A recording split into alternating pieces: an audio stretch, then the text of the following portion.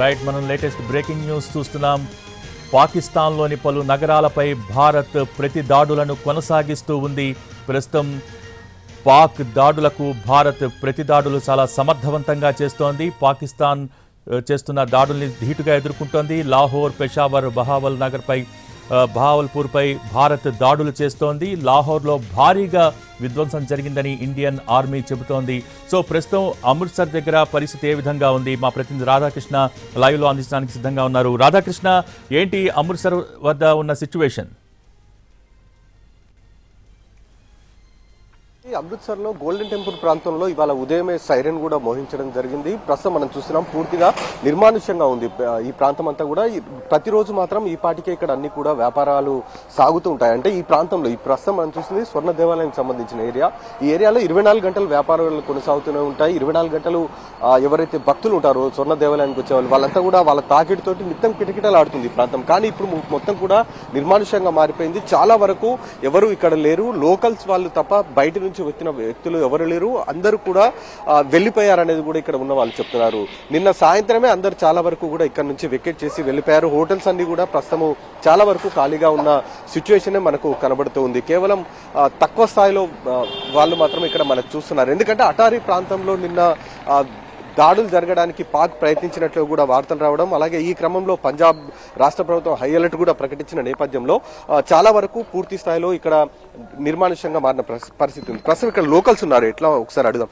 कैसे जी हर रोज कैसे रहता आज पूरा पब्लिक नहीं है क्या है यहाँ पर? बीरबल इधर आई, एक मिनट इधर आई। कैसा है आपका माहौल तो गड़बड़ है, बिल्कुल बोली यार। पब्लिक ज्यादा नहीं है काई को? ये पब्लिक जो है सर, जो हुआ है हमारे देश में आतंकी स्ट्राइक जो हुई है उसके लिए हमें अच्छा लगा है।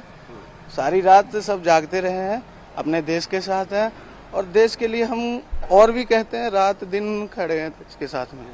कुछ सायरन वैसा कुछ दिए आज यहाँ पर? कल हुआ था, मॉक ड्रिल हुई थी परसों। हम सब एक्टिव हैं, पूरी हमारी फैमिली एक्टिव है यहाँ पे सभी, और रात को सारी रात ब्लैकआउट था। ये टेम्पल को ज्यादा पब्लिक आते थे ना, अब पब्लिक नहीं है? नहीं, पब्लिक है सर, पब्लिक देश के साथ में है। टेम्पल ने भी ब्लैकआउट किया था अभी, तो ऑल ओवर अमृतसर नहीं है, पंजाब सारा जो बॉर्डर एरिया है सभी पे रात को स्ट्राइक हुई है, तो उसके लिए ब्लैकआउट था। ఇది ప్రస్తుతం ఇక్కడ ఉన్న వాళ్ళు స్థానికులు చెప్తున్నారు. ప్రస్తుతం బ్లాక్అవుట్ ఏదైతే రాత్రి నిర్వహించారో అది 2 రోజులుగా ఇక్కడ కొనసాగుతుందని చెప్తున్నారు. నిన్న సైరన్ కూడా నిర్వహించారు, సైరన్ కూడా వేశారని చెప్తున్నారు. కానీ మేము మాత్రం దేశంతోటే ఉన్నాము, దేశం కోసమే ఉన్నాం అనేది కూడా వాళ్ళు చెప్తున్నారు. రాత్రి మొత్తం కరెంటు లేకుండా తామంతా కూడా జాగరణ చేస్తూనే ఉన్నాం అనేది కూడా ఒకవైపు చెప్తున్నారు. కానీ టెంపుల్ వద్ద మనం చూస్తే టెంపుల్ పరిసర ప్రాంతాలన్నీ కూడా పూర్తిగా నిర్మానుష్యంగా మారిన పరిస్థితి మనం చూడొచ్చు. ఇక్కడ టెంపుల్లో కూడా రాత్రి బ్లాక్అవుట్ నిర్వహించారు. టెంపుల్లో కూడా ఎక్కడ కూడా బల్బులు అనేవి వెలిగించకుండా పూర్తిగా కూడా అంధకారంలోనే ఉంచిన పరిస్థితి చోటు చేసుకోవడం జరిగింది. ఎందుకంటే సరిహద్దు ప్రాంతానికి చాలా దగ్గరగా ఉంటుంది ఇది, అటారీ వాగా సరిహద్దు ప్రాంతానికి. కాబట్టి అక్కడ నుండి దాడులు చేయడానికి చాలా ఈజీగా సులభంగా ఉంటుంది. కాబట్టి ఈ నేపథ్యంలో ఈ ప్రాంతాన్ని ఎన్నుకోకుండా ఉండేందుకు పూర్తిగా అంటే 553 కిలోమీటర్ల దూరంలో ఉన్న ఈ ఏరియా మొత్తాన్ని కూడా రాత్రి బ్లాక్అవుట్ నిర్వహించడం జరిగింది. రాత్రి 9 గంటల నుండి ఇవాళ ఉదయం 6 గంటల వరకు కూడా మొత్తం కరెంటు సరఫరాని పూర్తిగా నిలివేసి బ్లాక్అవుట్ నిర్వహించడం జరిగింది. ఆ తర్వాత 6 గంటలకు తిరిగి బ్లాక్అవుట్ని ఎత్తివేశారు.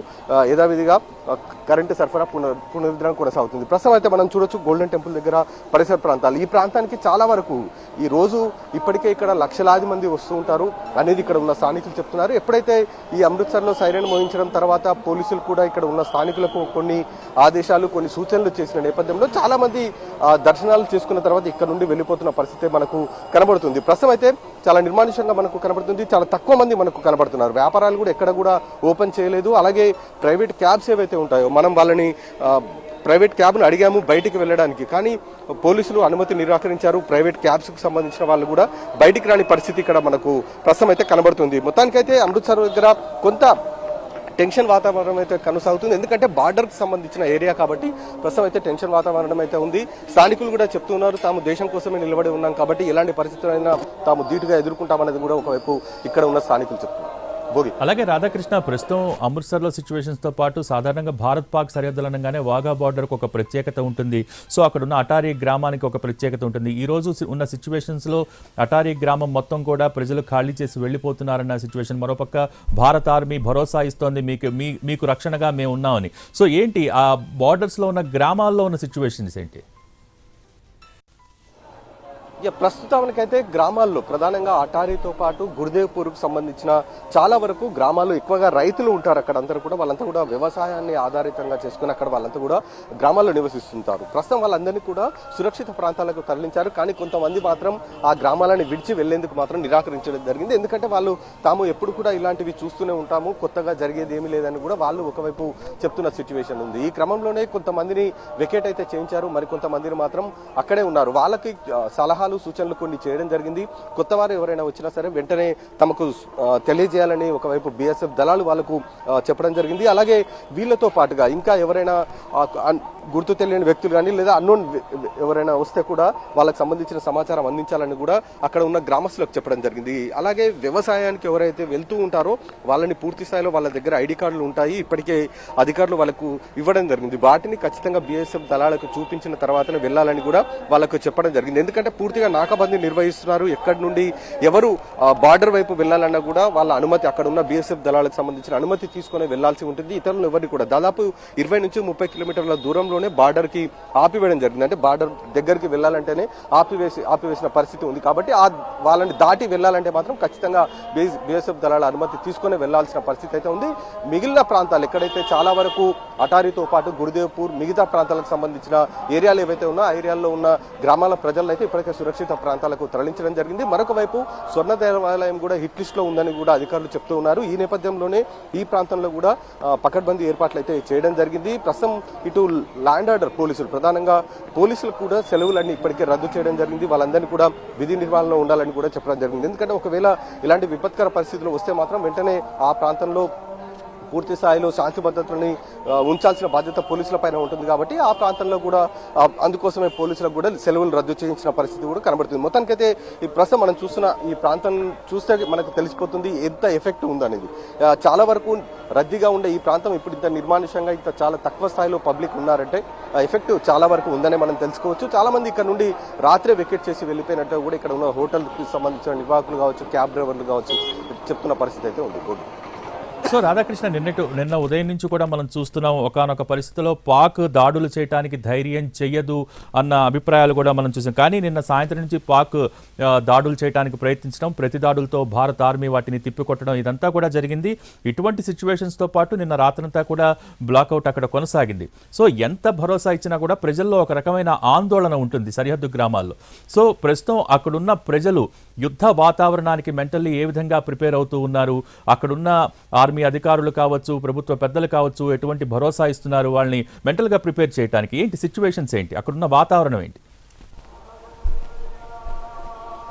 భోగి 2 రోజుల క్రితమే ఇక్కడ మాక్ డ్రిల్ కూడా నిర్వహించడం జరిగింది. మాక్ డ్రిల్ నిర్వహించినప్పుడే ప్రజల్లో ఒక భరోసాను తీసుకొని వచ్చారు.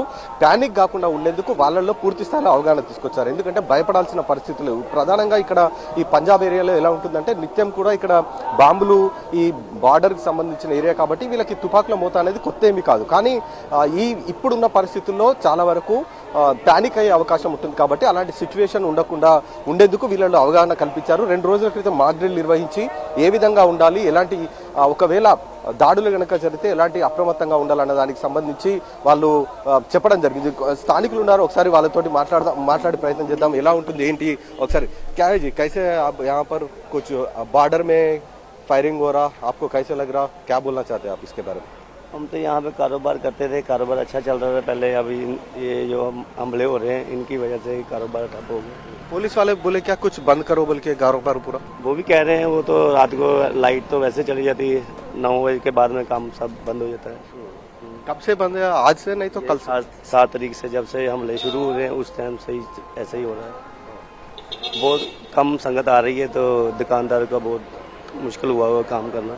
इससे पहले हुआ ऐसा कुछ आपको? नहीं, पहले तो ठीक चल रहा था थोड़ा, अब ये अभी तो ఇది ఫస్ట్ టైం అని చెప్తున్నాడు. ఇంత ముందుకు ఎన్నడూ కూడా తాము ఈ విధంగా స్వర్ణ దేవాలయం దగ్గర వ్యాపార సముదాయాలని మూసివేసిన పరిస్థితి లేవు. కానీ ఇప్పుడు మాత్రం క్లోజ్ చేసిన సిచ్యువేషన్ మొదటిసారి తాము ఫేస్ చేస్తున్నాం అనేది కూడా ప్రస్తుతం అయితే స్థానికులు చెప్తున్నారు. మరొక వైపు ఈ ఫైరింగ్ ఏదైతే ఉందో దాన్ని పూర్తి స్థాయిలో ధీటుగా భారత బలగాలు ఎదుర్కొంటున్నాయని మనం చెప్పుకోవాలి. ఎందుకంటే అటారీ దగ్గర కావచ్చు, ఇటు జమ్మూ వద్ద కావచ్చు, ప్రధానంగా జమ్మూని టార్గెట్ చేస్తూ ప్రస్తుతం అయితే కాల్పులు ఎక్కువగా జరుపుతున్న పరిస్థితి ఉంది. ఇంకా ఇటు పంజాబ్ బార్డర్ వైపు మాత్రం ఎక్కడ కూడా ఫైర్ మాత్రం ఓపెన్ చేయలేదు పాకిస్తాన్ సంబంధించిన బలగాలు. ఈ నేపథ్యంలో భారత్ బలగాలు అయితే పూర్తి స్థాయిలో సన్నద్ధంగా ఉన్నాయి. ఒకవేళ పాకిస్తాన్ నుంచి ఎలాంటి ఫైరింగ్ మొదలైనా తాము ధీటుగా ఎదుర్కొనేందుకు సిద్ధంగా ఉన్నట్టుగానే మనకు బీఎస్ఎఫ్ దళాల ద్వారా ప్రస్తుతం అయితే తెలుస్తుంది. స్థానికులకు కూడా పోలీసులు చెప్తున్నారు. దాదాపు 3 నుంచి 4 రోజులుగా రాత్రి వేళల్లో మొత్తం కూడా దుకాణాలను మూసివేయాలని ఇక్కడ ఉన్న వాళ్ళకు చెప్పినట్లు కూడా వాళ్ళు చెప్తూ ఉన్నారు. వాళ్ళు మాత్రం ఎలాంటి ప్యానిక్ కావట్లేదు. ఇక్కడ ఉన్న వాళ్ళందరూ కూడా చాలా ధైర్యంగా ఉన్నారు. వాళ్ళంతా కూడా దేశంతో ఉన్నామనేది ప్రస్తుతం వాళ్ళు చెప్తున్న సిచ్యువేషన్ అయితే ఉంది. భోగి అయితే రాధాకృష్ణ, ముఖ్యంగా రవాణా వ్యవస్థ కావచ్చు, కమ్యూనికేషన్ వ్యవస్థ కావచ్చు, వీటన్నిటి గురించి మనం మాట్లాడుకుంటుంటే అంటే ముఖ్యంగా ఎయిర్ సేవలు లేవు, పౌర విమానయాన సేవలు అక్కడ లేవు. అలాగే చాలా వరకు రైళ్లను కూడా రద్దు చేశారని తెలుస్తోంది. సో ఒకవేళ కనుక ఆ ప్రాంతం నుంచి విడిచి వెళ్ళాలి అనుకున్న వాళ్ళకి అక్కడున్న సిచ్యువేషన్స్ ఏంటి, ప్రత్యామ్నాయాలేంటి, వాటికి సంబంధించి అధికారులు ఏ విధంగా ఎడ్యుకేట్ చేస్తున్నారు అక్కడున్న ప్రజల్ని? మొత్తం ఇప్పుడు దేశవ్యాప్తంగా 24 ఎయిర్పోర్ట్లు క్లోజ్ చేయడం జరిగింది. అందులో అమృత్సర్కి సంబంధించిన ఎయిర్పోర్ట్ కూడా ఉంది. ఎవరైనా సరే పంజాబ్కి సంబంధించిన ప్రాంతంలో ఇక్కడికి గోల్డెన్ టెంపుల్ కానీ లేదా ఇటువైపు అమృత్సర్ ఏరియాలకు రావాలంటే ఆ ఎయిర్పోర్ట్ని వినియోగించుకోవాల్సి ఉంటుంది. ప్రస్తుతం ఆ ఎయిర్పోర్ట్ మొత్తం కూడా క్లోజ్ చేయడం జరిగింది. విమానయాన శాఖ కూడా ఇప్పటికే ప్రకటించడం జరిగింది. ఈ నేపథ్యంలోనే అక్కడ పూర్తి స్థాయి బందోబస్తు ఒకవైపు కొనసాగుతున్న సిచ్యువేషన్ ఉంది. ఇక మిగతా ప్రజా రవాణా వ్యవస్థకు సంబంధించి కనుక చూస్తే ఇక్కడ ప్రైవేట్ క్యాబ్స్ కూడా నడవకుండా అయితే ఆపేశారు. ఎందుకంటే ఈ ప్రైవేట్ క్యాబ్స్ తీసుకుంటే కూడా ఇబ్బందికర పరిస్థితులు ఉంటాయి కాబట్టి వాళ్ళు మళ్ళీ బార్డర్ వైపు వెళ్లే అవకాశం ఉంటుందన్న నేపథ్యంలో ప్రైవేట్ క్యాబ్స్ డ్రైవర్లకు కూడా పోలీసులు హెచ్చరికలు జారీ చేశారు. ప్రైవేట్ క్యాబ్స్ ఎక్కడ కూడా నడపొద్దని. ఈ విధంగా ప్రజా రవాణాకి సంబంధించి క్యాబ్స్ ఇటు ఎయిర్పోర్ట్స్ అయితే క్లోజ్ చేశారు. మిగతా బస్సులు మాత్రం ప్రస్తుతం అయితే పంజాబ్లో యథావిధిగా కొనసాగుతున్నాయి. అమృత్సర్ ఏరియాలో మిగతా ప్రాంతాల్లో కూడా యథావిధిగా కొనసాగుతున్న పరిస్థితి అయితే కనబడుతుంది. ట్రైన్స్ కి సంబంధించి కొన్ని క్యాన్సిల్ చేసినట్లు కూడా చెప్తూ ఉన్నారు. ఇంకా పూర్తి స్థాయిలో రైల్వే శాఖ ప్రకటించాల్సి ఉంది ఏ ట్రైన్స్ ఇప్పటి వరకు కూడా క్యాన్సిల్ చేశారన్న దానికి సంబంధించి. ఇంకా ప్రధానంగా విమానాశ్రయాలను క్లోజ్ చేయడం ద్వారానే ఎక్కువ ఇబ్బందులు ఎదురవుతున్నాయని కూడా మనం చెప్పుకోవచ్చు. ఎందుకంటే ఇక్కడికి అంతర్జాతీయ వాళ్ళకి సంబంధించిన ప్రయాణికులు ఇక్కడికి ఎక్కువగా వస్తారు. వాళ్ళంతా కూడా ఎక్కువగా విజిట్ చేస్తూ ఉంటారు. అలాంటి ప్రాంతంలో ఇప్పుడు ప్రస్తుతం వాళ్ళంతా కూడా ఇక్కడ ఉన్నారు. ప్రస్తుతం విమానాలు ఎయిర్పోర్ట్ క్లోజ్ కావడంతో వాళ్ళు తిరిగి వెళ్ళడానికి అయితే ఇబ్బందులు పడుతున్న పరిస్థితులు అయితే మనకు కనబడుతున్నాయి. మరి ఏ విధంగా ప్రత్యామ్నాయ ఏర్పాట్లు చేస్తారనేది కూడా చూడాల్సి ఉంది. Bhogi thank you Radhakrishna.